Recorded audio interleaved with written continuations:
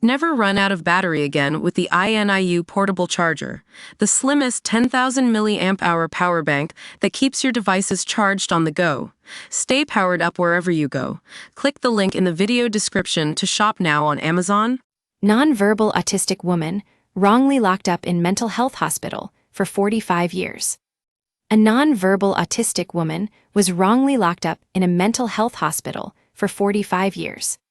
The patient, referred to as Kazaba to protect her identity, is understood to be originally from Sierra Leone and was admitted aged 7. She is suspected to have been trafficked to the UK before the age of 5 and had initially been living in a children's home. At the hospital, which cannot be named, Kazaba was also held in segregation for 25 years and locked up sometimes for 23 hours a day in an annex. A hole was cut in the fence outside so she could watch people walking by. Kazaba had no family, but after clinical psychologist Dr. Patsy State learned of her incarceration, she began a 9-year battle to have her released.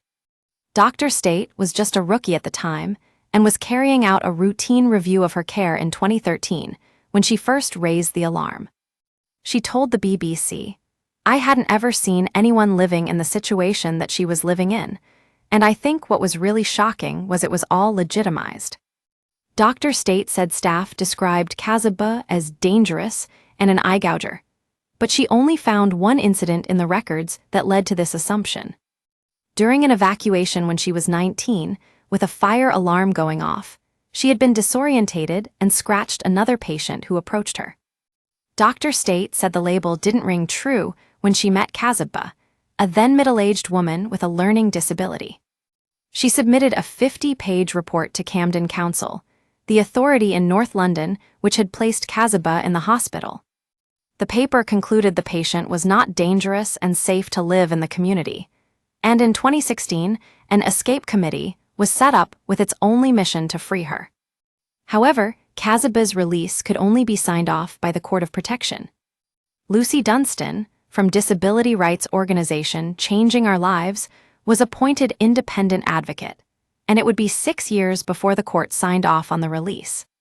"I cried joy, relief, admiration for her, pride," she said.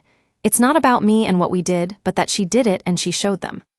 Kazaba now lives in the community and is aided by support workers who engage with her using gentle touches and gestures. "She has the most amazing sense of humor. She's a beautiful human being," her care manager said. The mental health bill going through Parliament will prevent autistic people and those with learning difficulties without a mental health condition from being detained for treatment. However, the government has said it won't make the changes until it is satisfied there is enough alternative community support. People will still be allowed to be legally detained in hospital for up to 28 days for assessment. Jess McGregor, Executive Director for Adults and Health at Camden Council, told Metro, "It's a tragedy. None of us would want to spend so long in hospital. Kazaba shouldn't have experienced this, but the fact that she did is what motivates us to continue working to prevent it happening to anybody else.